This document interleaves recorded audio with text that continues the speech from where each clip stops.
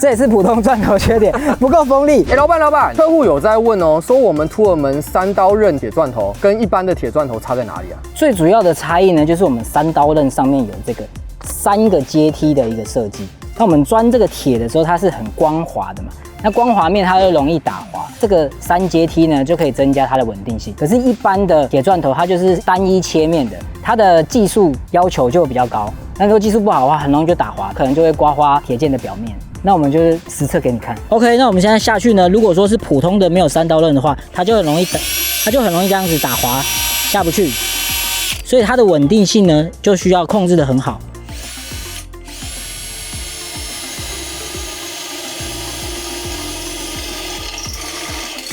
再来呢，我们就换我们的3刀刃刺铁钻头，因为3个阶梯，所以它下去的稳定度跟切割速度都会比较快。